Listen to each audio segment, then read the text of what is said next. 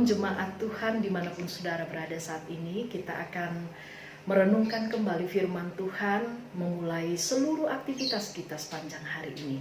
Mari kita satukan hati kita berdoa. Bapa Sorgawi, kami bersyukur untuk malam hari yang boleh kami lewati, karena Tuhan yang memelihara dan menjaga kami. Hari ini kami mau memulainya dengan merenungkan kembali firman Tuhan. Biarlah Allah Roh Kudus menerangi hati dan pikiran setiap kami. Dalam nama Tuhan Yesus, firman yang hidup itu kami berdoa. Amin. Saudaraku, mari siapkan Alkitabnya dari 1 Timotius pasal 4 ayat 6 hingga ayat yang ke-16. Saya membaca satu ayat di ayat yang ke-12. Demikian firman Tuhan. Jangan seorang pun menganggap engkau rendah karena engkau muda.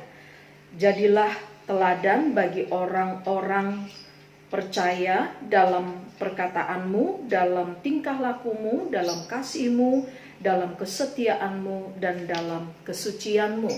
Saudara yang terkasih dalam Tuhan Yesus Kristus, sejak pertama gereja mula-mula berdiri, tantangan bagi gereja dan umat Tuhan sudah ada, yaitu pengajaran sesat atau bidat.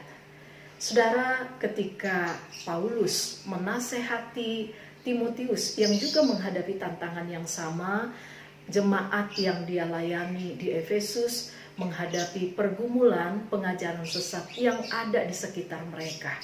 Ketika mereka mengajarkan pengajaran-pengajaran yang tidak sesuai dengan firman Tuhan, dilarang untuk menikah, dilarang untuk makan makanan yang diciptakan oleh Tuhan, dan ada begitu banyak tipu daya lainnya yang tidak alkitabiah. Dan itu membuat jemaat di Efesus menjadi bingung, menjadi ragu, bahkan bisa imannya mati. Mereka mulai meragukan Tuhan dan firman Tuhan.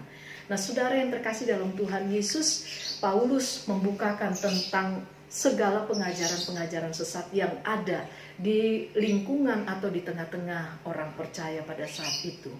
Paulus menegaskan kepada Timotius supaya dia menjaga dirinya dengan tetap berpegang kepada firman Tuhan, dan dia menghidupi firman Tuhan sehingga dia bisa menjaga dirinya dan juga orang-orang yang dia layani.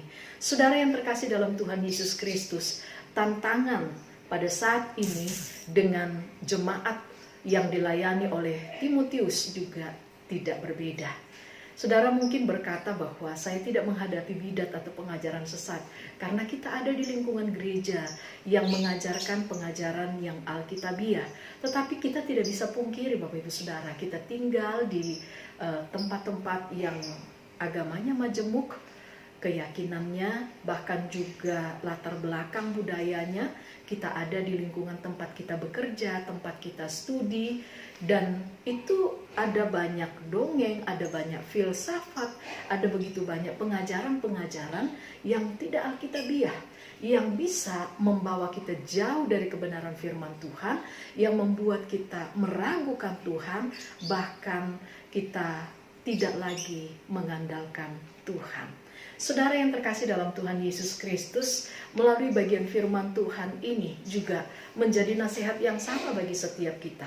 Apakah kita sebagai Timotius, sebagai hamba-hamba Tuhan, dan juga sebagai aktivis yang melayani di dalam rumah Tuhan, atau kita sebagai orang percaya di tengah-tengah lingkungan yang majemuk, kita mau diarahkan hal yang sama. Bagaimana kita tetap ada di dalam kekencangan rohani, kita tetap membaca, merenungkan firman Tuhan, dan kita menghidupi firman Tuhan dalam keseharian kita, sehingga kita bisa dijauhkan dari setiap bidat dan juga segala doktrin, segala pengajaran-pengajaran yang tidak alkitabiah.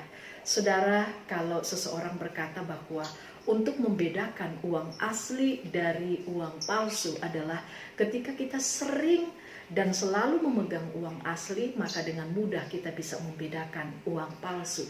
Demikian halnya kita bisa membedakan mana ajaran yang benar dan mana ajaran yang palsu, dan kita bisa menolak, bahkan membuang setiap ajaran-ajaran yang palsu ketika kita terus ada di dalam kebenaran firman Tuhan.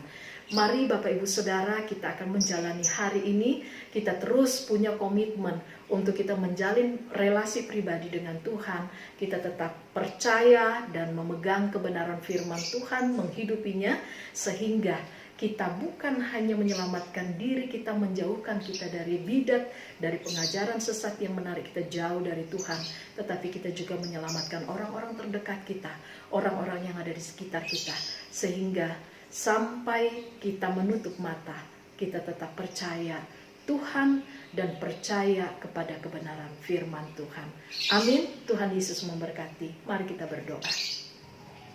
Tuhan Yesus, kami rindu Engkau Tuhan memberikan kami hikmat, akal budi untuk kami boleh mengerti akan firman Tuhan, akan kehendak Tuhan dalam hidup setiap kami, dan mampukan kami menjalani hari ini, dan biarlah kami boleh melihat segala kebaikan Tuhan di dalam kehidupan kami. Terima kasih Bapa di sorga, dalam nama Tuhan Yesus kami mengucap syukur dan berdoa. Amin. Selamat pagi Bapak Ibu Saudara, selamat beraktivitas, Tuhan Yesus memberkati.